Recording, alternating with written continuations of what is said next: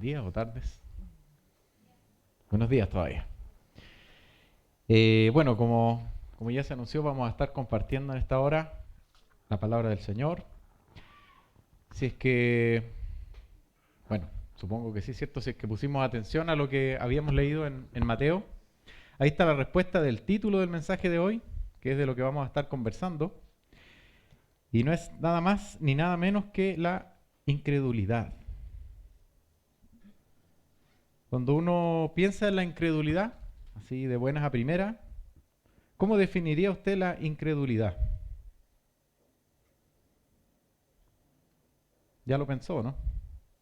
Lo más seguro es que la mayoría haya pensado en no creer en algo, ¿cierto? Eso es ser incrédulo. Vamos a ver que sí, pero que tiene un matiz también dentro de la iglesia, dentro del pueblo de Dios, que obviamente es donde vamos a poner el foco hoy día. Así que lo primero que vamos a hacer es orar. Así que le invito a tener este pequeño tiempo de oración. Señor, te damos las gracias en esta hora por permitirnos abrir tu palabra, poder buscarte, Señor, de corazón y disponernos también, Señor, para que puedas tú hablar a nuestras vidas, puedas tú, Señor, transformarnos, hacernos, Señor, de acuerdo a lo que tú esperas de nosotros, Señor. Te pedimos en esta hora tu bendición, te pedimos, Señor, que tú hables a nuestras vidas. Pon, Señor, te pido en esta hora en nuestro corazón esa intención, ese deseo de poder entender tu palabra, de poder entender tu mensaje para nosotros. Ayúdanos, Señor, a no distraernos con nada, que no seas tú, y de esa manera poder tener, Señor, ese fruto, esa semilla en la tierra correcta, Señor, en la buena tierra que va a traer también sus frutos. Así que oramos en esta hora por tu dirección y agradecemos una vez más el que nos permita juntarnos, Señor, y poder abrir tu palabra con toda libertad y hablar de ella. Gracias te damos en el nombre de Jesús nuestro Señor. Amén. Bueno, como ya decía, ¿no es cierto? Cuando uno habla de incredulidad, tiende a pensar que la incredulidad es no creer en algo. Y es más o menos cierto lo que vimos ahí en Mateo, la lectura inicial, Mateo capítulo 13, versículos 53 al 58, donde lo que vimos es que Jesús, habiendo hecho un montón de cosas espectaculares, enseñaba en la sinagoga y las personas que estaban ahí, ¿cómo estaban? Maravilladas, sorprendidas, pero lamentablemente también incrédulas, porque habían visto cosas tan geniales que eso, en vez de llevarlos a postrarse delante de Dios, ¿no es cierto?, de reconocer su estado de pecador, su necesidad de Dios, etcétera, los llevó a decirse, ¿y este quién es? ¿De dónde salió? Como si hubieran sido chilenos en vez de judíos, ¿qué hubieran dicho? ¿A quién le ha ganado? ¿No es este el hijo del carpintero? Nosotros le conocemos, conocemos a su mamá, conocemos a su hermano, a sus hermanas. ¿De dónde sacó sabiduría? Entonces lo que ellos vieron, lo que sus ojos vieron, lo que sus oídos oyeron, fue realmente lo que ellos querían ver y no lo que Dios estaba haciendo. Y termina tristemente ese versículo 58 diciendo que Jesús no hizo nada más, ¿no es cierto? No siguió ahí a causa de la incredulidad de ellos.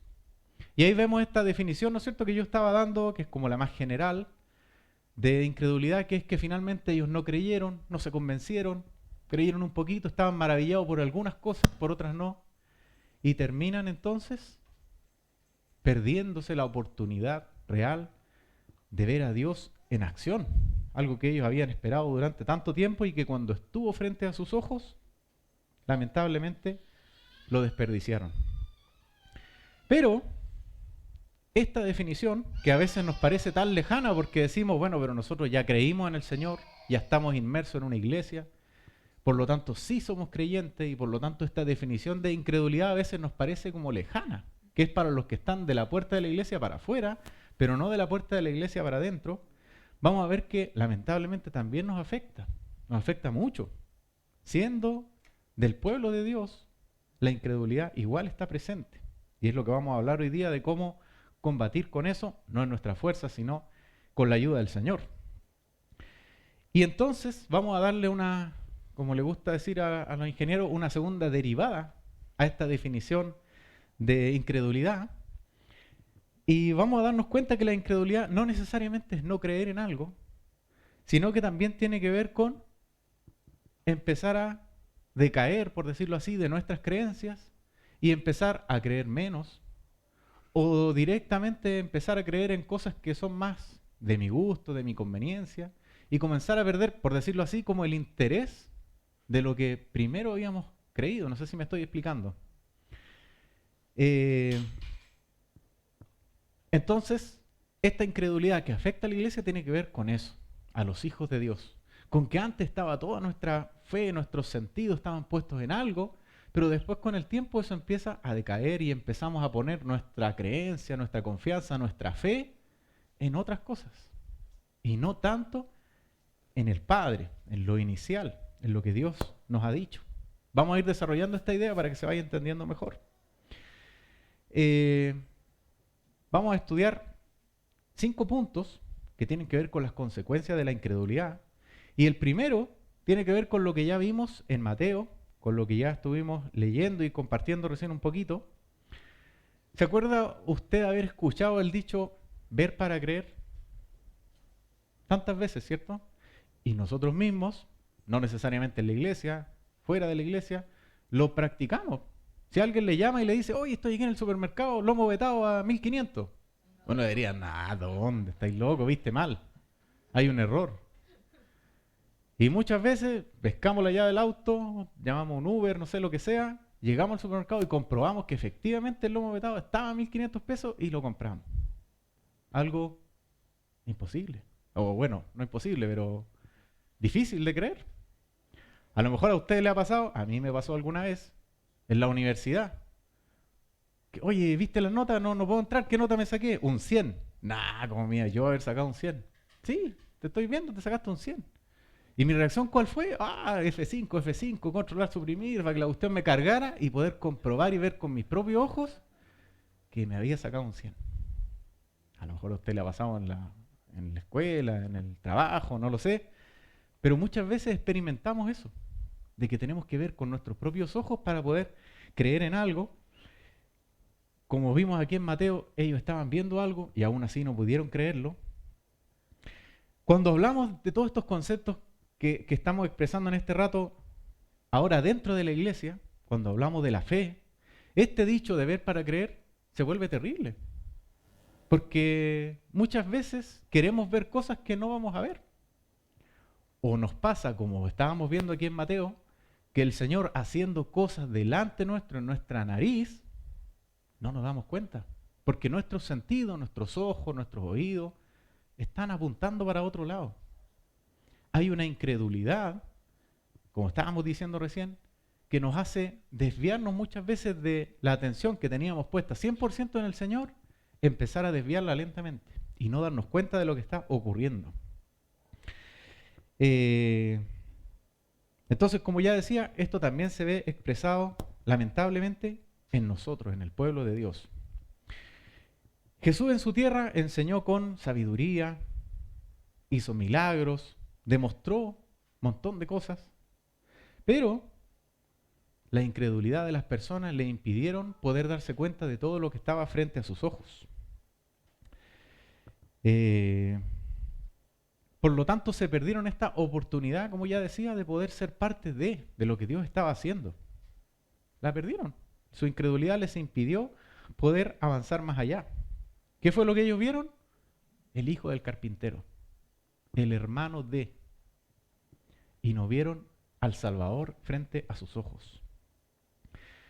Bueno, para poder entonces, como ya les decía, ver estos 5 puntos, vamos a tomar como ejemplo el mismo pueblo de Israel, para que vean que no es algo tan lejano, no es algo que le pasó a los moabitas, que le pasó a los amonitas, sino que le pasó al mismo pueblo de Dios, que nos pasa también a nosotros.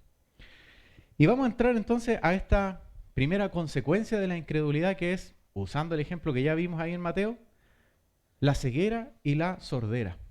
Algo que nos impide ver lo que Dios realmente está haciendo.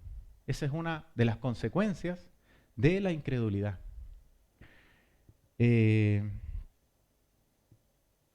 La incredulidad es terrible, nos aleja de Dios y como ya decía yo recién, muchas veces nos impide ver que delante de nuestra misma nariz el Señor está haciendo algo, contigo, con tu hermano, con un familiar quizás, y no lo vemos, simplemente no lo vemos porque se comienza a endurecer nuestro corazón, se comienzan a cerrar nuestros ojos y nuestro oído y empezamos a desviar la atención.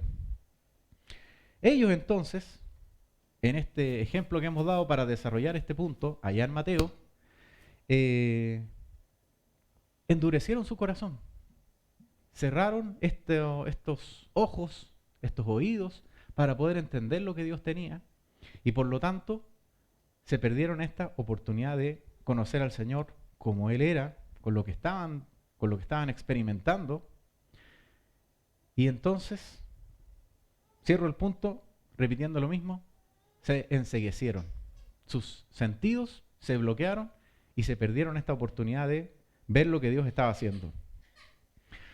Bueno, vamos a entrar de lleno entonces a este segundo punto. Si me acompaña por favor a Números, capítulo 18. Vamos a desarrollar, capítulo 11. Vamos a desarrollar los siguientes puntos y las siguientes ideas viendo qué pasa con el pueblo de Dios.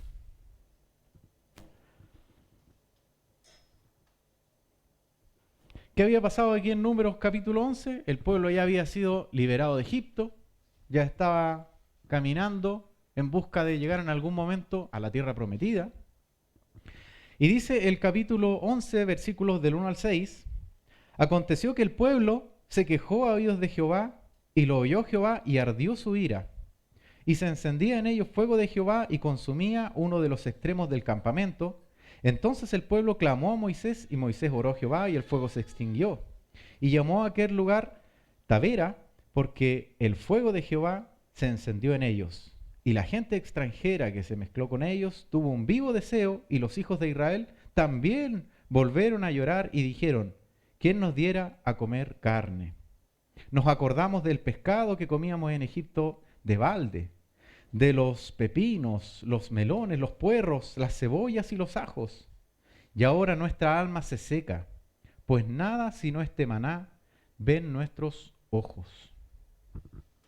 ¿Sabes cuál es la segunda consecuencia de la incredulidad? Que el que experimenta esto comienza a amarse más a sí mismo que amar a las promesas de Dios, a la palabra de Dios. El pueblo estaba ahí con una promesa, que es que ellos iban a avanzar y iban a llegar a una tierra prometida, una tierra donde fluía leche y miel. No estaba libre de problemas, no iban a estar tirados todo el día en el pastito, no, también iban a tener dificultades, pero Dios había prometido algo especial para ellos, donde iban a poder tener una comunión sin impedimento con el Señor. Recordemos que antes eran esclavos y Dios ya había hecho un montón de cosas por el pueblo. Pero ¿qué pasó aquí? Que ellos empezaron a decir, estamos chatos del maná, estamos aburridos. ¿Para qué Dios nos sacó de Egipto si nos iba a dar, perdón la expresión, pero esta lesera? Queremos comer carne. No es que su cuerpo estuviera pidiendo proteína, como pensarían a lo mejor hoy día los nutriólogos. Ellos simplemente estaban con su incredulidad empezando a desviar su mirada del que los había sacado de Egipto, empezando a desviar su corazón de esta relación con Dios y empezando a mirar otras cosas. En este caso, mirando lo terrenal, mirándose a sí mismos. Pobrecito de mí que llevo tanto tiempo comiendo maná y no he podido comer otra cosa. Extrañamos la carne, es lo que ellos dijeron. ¿Dónde estaba su mirada? Ya lo dijimos. En otras cosas, en lo terrenal. Desviaron su mirada.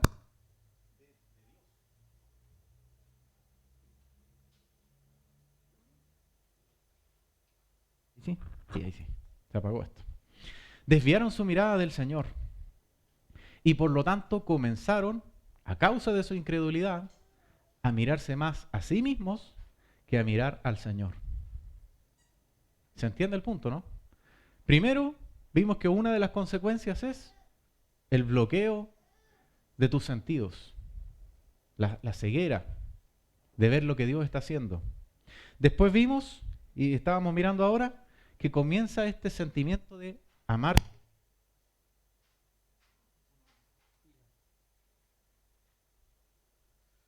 Parece que es la pila. Voy a prepararme aquí por si se vuelve a cortar. A amarse ellos mismos, más que al Señor. Parece lejano, ¿cierto? Pero le ocurrió al mismo pueblo de Israel y lamentablemente también nos ocurre a nosotros. Que en el principio quizás partimos súper entusiasmados, todos nuestros sentidos puestos en el Señor.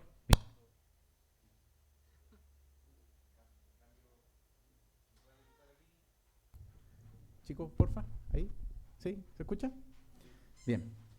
Todos sus sentidos entonces, que antes estaban puestos en el Señor, ahora comienzan a estar puestos en sí mismos, en sus necesidades, en pensar que lo que ellos estaban experimentando era más importante que lo que Dios mismo estaba haciendo. Y se comienzan a compadecer, a mirar, como que su deseo fuera más importante que lo que Dios estaba haciendo. Vamos a seguir viendo ahí mismo en Números, por favor, vamos al capítulo 13.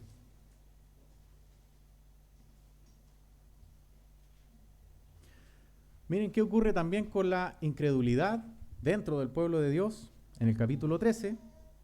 Para entrar en contexto, dice el versículo Dios, bueno, desde el 1, y Jehová habló a Moisés diciendo, envía tú hombres que reconozcan la tierra de Canaán, la cual yo doy a los hijos de Israel, de cada tribu de sus padres enviarás un varón, cada uno príncipe entre ellos.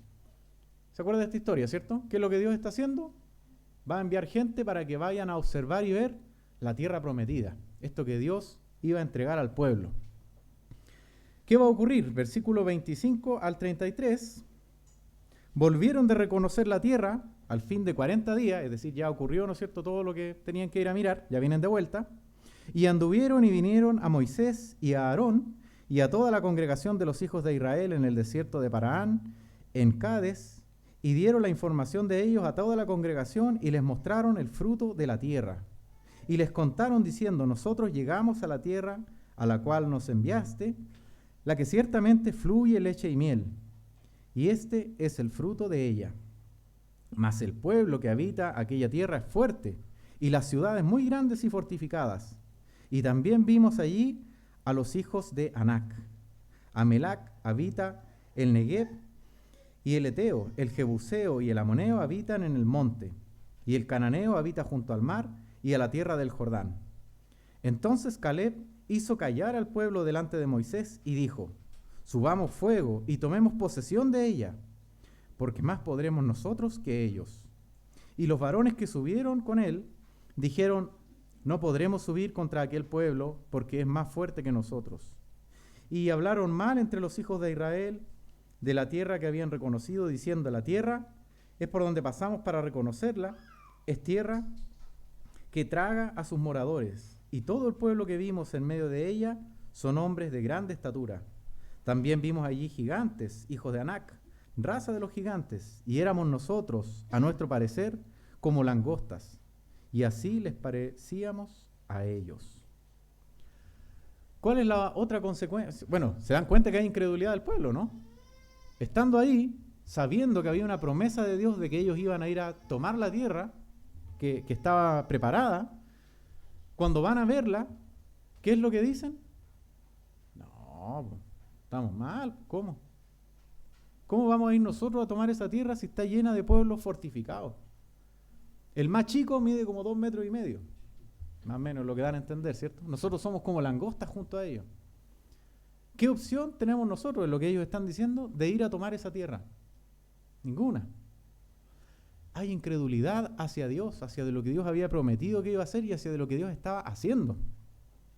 Por lo tanto, ¿qué aflora aquí frente a la incredulidad? La cobardía. Ese es el tercer punto que vamos a comentar hoy, la cobardía. La incredulidad se expresa en el pueblo de Dios y trae también cobardía.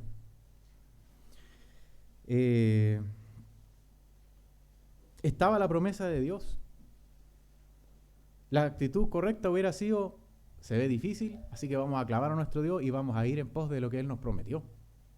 Valientes. ¿Más que dijeron? No, estás loco. No vamos a ir para allá si vamos a morir. Y la pregunta es, ¿no nos ocurre a nosotros algunas veces esto mismo? ¿Se acuerda cuando, perdona Miguel, pero cuando Miguel habló de la gran comisión? No, hemos sido nosotros todas estas veces cobardes quizás. Tenemos un mandato del Señor para ir, para ser discípulos. Y muchas veces nos acobardamos. No solo en eso, sino que en tantas otras cosas que el Señor quiere hacer con nosotros, y ahí nos quedamos, viendo que el que está adelante nos gana por 1,5 metros de estatura y no tenemos opción. ¿Sabes qué? Ellos se olvidaron de lo que Dios había prometido. Lo más triste, fíjese ahí vamos ahora al capítulo 14, por favor.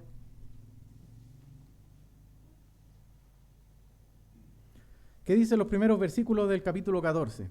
Entonces toda la congregación gritó y dio voces, y el pueblo lloró aquella noche, y se quejaron contra Moisés y Aarón, todos los hijos de Israel, y le dijo toda la multitud: ojalá muriésemos en la tierra de Egipto o en este desierto. Ojalá muriéramos. ¿Y por qué nos trae Jehová a esta tierra para caer a espada? ¿Y que nuestras mujeres y nuestros niños sean por presa? ¿No nos sería mejor volvernos a Egipto? Y decían el uno al otro: designemos un capitán y volvámonos a Egipto. Visto desde afuera, qué terrible, ¿no? Cómo el pueblo, que se suponía que era el pueblo de Dios, que Dios lo había sacado de Egipto, que había abierto el mar, que había mandado plagas, que había hecho un montón de cosas, ¿cómo el pueblo podía estar mirando ahora hacia Egipto? Quizás no es tan así, pero como yo lo veo, es como darle la espalda a Dios. Voy hacia tu promesa, pero nada, ¿sabéis qué? Mejor me vuelvo a Egipto y le doy la espalda a Dios. Es más o menos lo que yo veo aquí en esta consecuencia de la cobardía, de la incredulidad. Ellos prefirieron volverse a Egipto. ¿Y qué pasa con nosotros? ¿No te ha pasado alguna vez que le has dado la espalda a Dios? Que sabiendo que Dios te está llevando a una vida sin pecado, voluntariamente decidimos pecar. Nos pasa también, tristemente, pero también nos pasa. ¿Y por qué? Porque sin darnos cuenta, como les decía yo antes, nuestra fe comienza a decaer. Nuestros intereses comienzan a ser otros. Y empezamos a olvidar que credulidad, no incredulidad, credulidad es tener la mirada siempre puesta en Dios, priorizándolo a Él. Pero empezamos a decaer y empezamos a enfocarnos en otras cosas. Por lo tanto, esto también nos vuelve, como pasó ahí, cobarde. Nos soltamos de la mano de Dios y decimos: me vuelvo al pecado, me vuelvo al mundo, me vuelvo a Egipto, que es lo que pensó el pueblo. ¿Qué otra cosa? Sigamos leyendo, ahí mismo en el capítulo 14. Entonces Moisés y Aarón se postraron sobre sus rostros delante de toda la multitud de la congregación de los hijos de Israel, y Josué, hijo de Nun, y Caleb, hijo de Jefone, que eran de los que habían reconocido la tierra, rompieron sus vestidos y hablaron a toda la congregación de los hijos de Israel diciendo: la tierra por donde pasamos para reconocerla es tierra de gran manera buena. Si Jehová se agradare de nosotros, Él nos llevará a la tierra y nos la entregará, tierra que fluye leche y miel. Por tanto, no seáis rebeldes contra Jehová, ni temáis al pueblo de esta tierra, porque nosotros los comeremos como pan. Su amparo se ha apartado de ellos, y con nosotros está Jehová. No los temáis. Entonces toda la multitud habló de apedrearlos. Wow. Bueno, ¿cuál es este punto que viene ahora? ¿Cuál es la consecuencia que tiene la incredulidad? Lo leímos ahí en el versículo 9. No seáis rebeldes contra Jehová. La rebeldía, hermano. La rebeldía también aflora frente a la incredulidad. Josué y Caleb, ¿qué hicieron? Se levantaron valientemente, crédulamente, creyendo en el Señor, diciendo: no, están equivocados. Dios nos prometió esa tierra, Dios nos va a entregar esa tierra. No tengamos miedo. En vez de ser nosotros como langosta al lado de ellos, ellos van a ser como pan para nosotros. Les vamos a ganar fácil, es lo que él está diciendo, o ellos estaban diciendo. Pero el pueblo, ¿qué hizo? No, vamos contra la voluntad de Dios. Volvámonos a Egipto. Incluso cuestionan a Dios diciendo, ¿por qué Dios nos sacó de aquí para llevarnos a morirnos? Se olvidaron de que Dios los había sacado de ahí para llevarlos a una mejor tierra, donde fluía leche y miel. ¿Qué es lo que ellos quisieron hacer entonces? Rebeldemente, ir en contra de la voluntad de Dios, de plano. Ni siquiera, como a lo mejor nos pasa a nosotros sin darnos cuenta, sino que esto es así directamente, ir en contra de la voluntad de Dios. ¿Y qué más encima, qué quisieron hacer? Apedrear a Josué y Caleb por estar diciendo eso, por querer hacer la voluntad de Dios y poder ir a tomar esa tierra que estaba preparada para ellos. Hermano, el ser rebelde contra Dios, aquí lo vemos de una manera muy clara, muy precisa, pero también se da en nosotros de una manera que quizás no nos damos cuenta. Como yo decía antes, pecando voluntariamente. Eso es rebeldía contra Dios, porque Él nos está llevando por este camino y nosotros decidimos ir por el contrario, ir por el pecado, por ejemplo, entre tantas cosas. Pongamos entonces atención de todos estos puntos que hemos visto, cómo nuestra incredulidad se va muchas veces manifestando sin darnos cuenta, a causa de que nuestra fe comienza a caer, a causa de que nuestro entendimiento del Señor lo comenzamos lamentablemente a torcer y a llevar hacia donde nosotros queremos, a nuestra conveniencia y no hacia donde el Señor nos quiere llevar. Bueno, el último punto está también ahí en Números capítulo 14. ¿Qué ocurrió entonces con todo esto? Versículo 11 dice que Jehová dijo a Moisés, ¿hasta cuándo me ha de irritar este pueblo? ¿Hasta cuándo no me creerán? Con todas las señales que he hecho en medio de ellos, yo les daré de mortandad y los destruiré, y a ti pondré sobre la gente más grande y más fuerte que ellos. Te voy a dar otro pueblo distinto, este ya me tiene chato, diríamos en Chile, ¿cierto? Pero Moisés respondió a Jehová, lo oirán luego los egipcios, porque de en medio de ellos sacaste a este pueblo con tu poder, y lo dirán a los habitantes de esta tierra, los cuales han oído de ti. Oh Jehová, estabas en medio de este pueblo, que cara a cara esparcías tú, oh Jehová, que tu nube estaba sobre ellos, y que de día ibas delante de ellos en columna de nube, y de noche en columna de fuego, y que has hecho morir a este pueblo como un solo hombre. Y las gentes que hubieren oído tu fama hablarán diciendo, por cuanto no pudo Jehová meter este pueblo en la tierra en la cual les había jurado, los mató en el desierto. Ahora pues yo te ruego que sea magnificado el poder del Señor como lo hablaste, diciendo, Jehová, tardo para la ira, grande en misericordia, que perdona la iniquidad y la rebelión, aunque de ningún modo tendrá por inocente al culpable, que vista de la maldad de los padres sobre los hijos hasta los terceros y hasta los cuartos. Perdona ahora la iniquidad de este pueblo según la grandeza de tu misericordia, y como has perdonado a este pueblo desde Egipto hasta aquí. Entonces Jehová dijo, yo lo he perdonado conforme a tu dicho, mas tan ciertamente como vivo yo y mi gloria llena toda la tierra, todos los que vivieron mi gloria y mis señales que he hecho en Egipto y en el desierto, y me han tenido ya 10 veces y no han oído mi voz, no verán la tierra de la cual juré a sus padres, no, ninguno de los que me han irritado la verá. Perdonen lo largo del texto, pero es que me interesaba que se entienda bien el punto. Y es que Dios decidió, ok, está bien, primero dijo, los voy a destruir.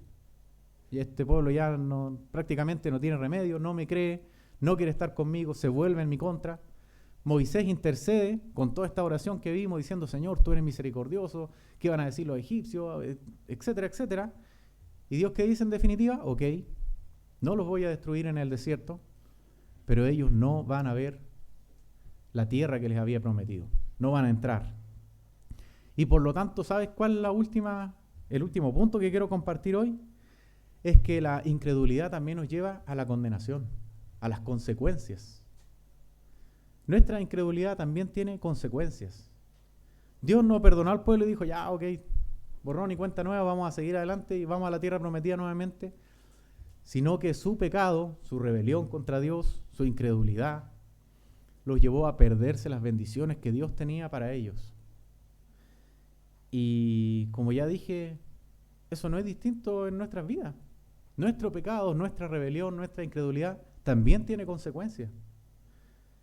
Y la pregunta aquí entonces sería, ¿cuántas bendiciones del Señor quieres perderte? ¿Cuántos planes de Dios para ti y para tu familia quieres que no se lleven a cabo por tu pecado, por tu incredulidad, por tu desobediencia? Me imagino que la respuesta es ninguno. Yo creo que todo el plan de Dios completo para mí, para mi familia, para mis padres, mis hijos, se lleven a cabo. Pero es difícil, nos cuesta. Bueno, ¿cómo vamos a concluir todo esto?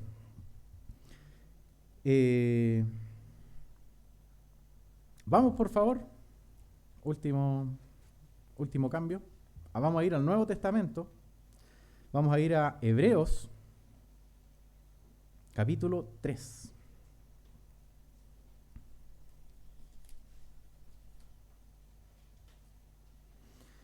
Hebreos, capítulo 3.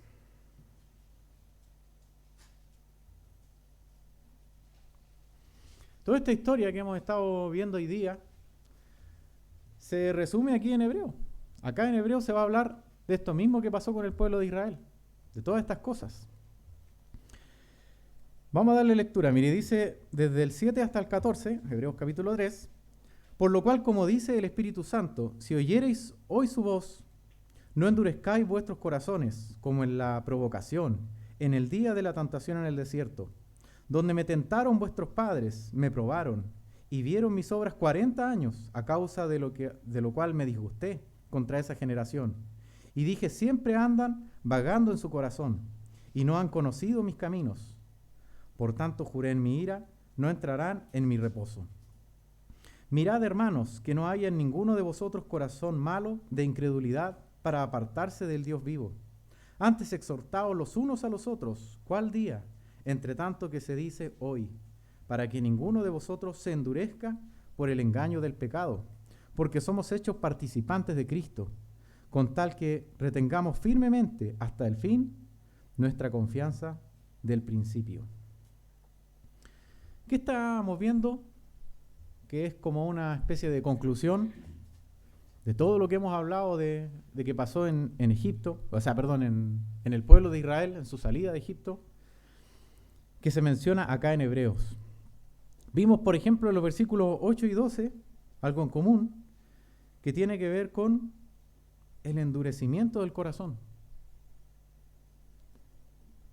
Lo que está diciendo el autor de Hebreos no se lo está diciendo a las personas hace 1500, 1800 años atrás, o más. Se lo está diciendo a los hermanos en la fe, a los que estaban recibiendo esta carta, que ya habían escuchado hablar de Cristo, que ya habían escuchado hablar de la salvación, que ya habían escuchado hablar de tantas cosas. Tenían el conocimiento que tenemos hoy nosotros. ¿Y qué les está diciendo? No endurezcas tu corazón. Por lo tanto, es una advertencia que no tiene que ver con que en el desierto hacía mucho frío en la noche, no tiene que ver con que el maná era, no sé, muy alto en vitamina E y muy bajo en vitamina A. Tiene que ver con que endurecemos nuestro corazón constantemente. Y él le hace esta advertencia: no endurezcas tu corazón. ¿Qué leímos en el versículo 10? Dijo Dios al final: siempre andan vagando en su corazón y no han conocido mis caminos. ¿Cuántas cosas no vieron ellos? Porque de ellos se está hablando, ¿cierto? ¿Cuántas cosas no vieron? ¿Cuántas cosas no vivieron? ¿Cuántas cosas no experimentaron? La gloria de Dios la vieron ahí, lo que pasó en el monte, vieron tantas cosas. Pero ¿qué es lo que dice acá? No han conocido mis caminos. Una cosa es ver lo que Dios estaba haciendo y otra cosa es andar en ese caminar. Y eso es lo que está diciendo aquí. Nos está haciendo esta invitación a que de verdad andemos en sus caminos, a que de verdad les conozcamos.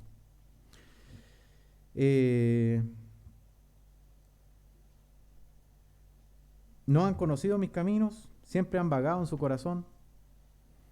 ¿Sabes que reconocer sus caminos, andar en sus caminos, significa que nosotros debemos despojarnos del nuestro, olvidarnos de nuestro caminar y empezar a andar en el que Él tiene? Otra muestra más de lo que habíamos dicho en el principio, que el hombre se ama más a sí mismo que a Dios. Endurecer el corazón y andar en su propio camino, no en el camino que el Señor tenía para ellos. ¿Qué otra cosa dice acá? Versículo 13. Antes exhortaos los unos a los otros cada día.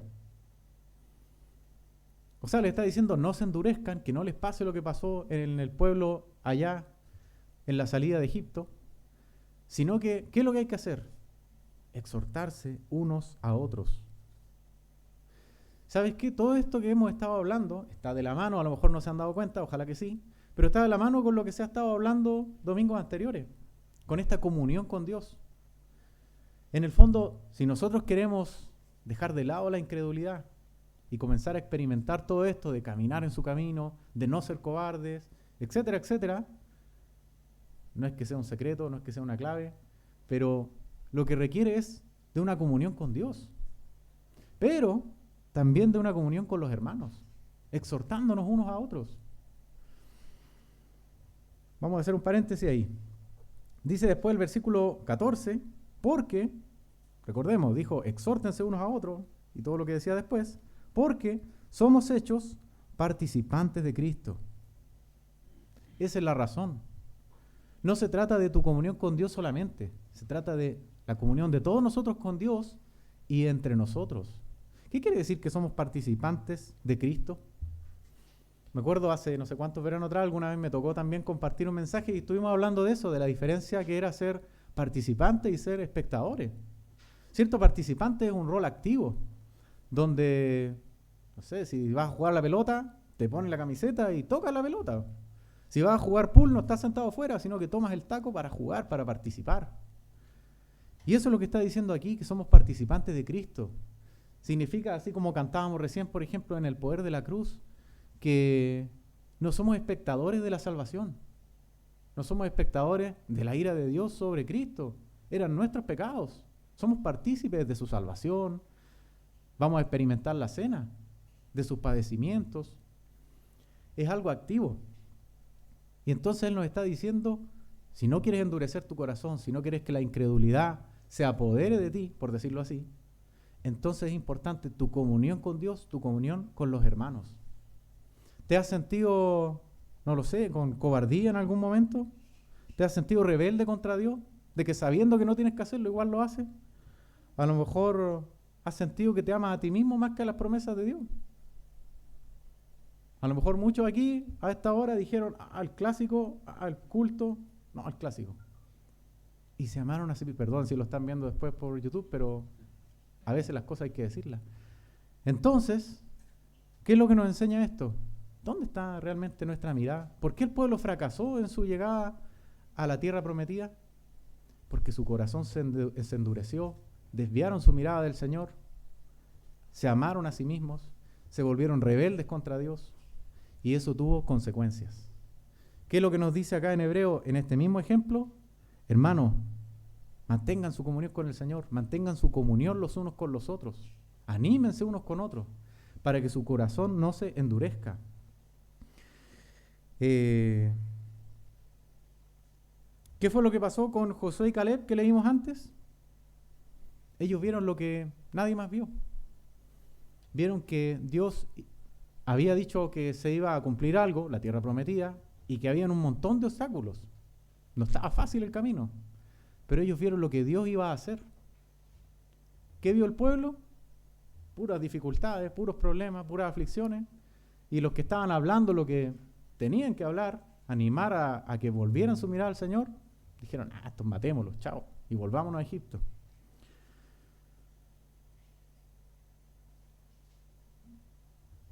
¿Dónde está nuestra mirada hoy día? ¿Estamos mirando hacia Egipto?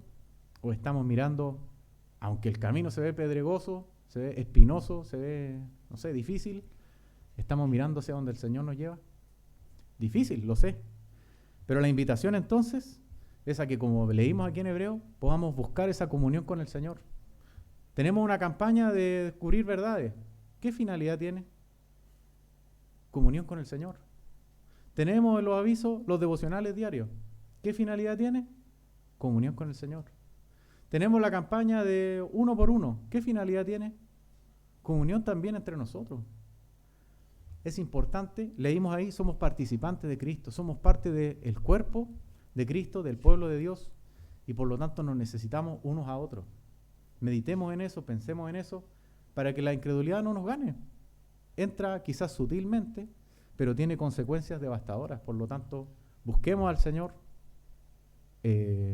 tengamos comunión con nuestros hermanos para animarnos unos con otros y poder de esa manera no desperdiciar, no perder la oportunidad de las bendiciones que el Señor tiene para nuestras vidas. Eso, hermano, vamos a orar para terminar. Señor, gracias por tu palabra, gracias, Señor, porque tú nos bendices.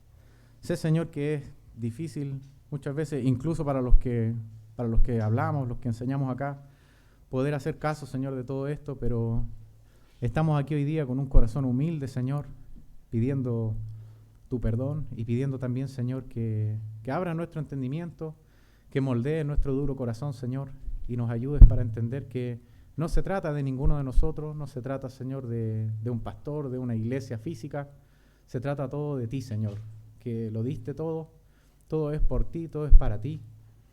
Ayúdanos, Señor, a hacer eso parte de nuestra vida, poder entender que vivimos para ti, que nuestro servicio es para ti y que nuestra mirada no puede estar en ninguna otra cosa, Señor, que no seas solamente tú. Pedimos por eso, Señor, y te damos las gracias por tu palabra en el nombre de Jesús nuestro Señor. Amén. Pastor.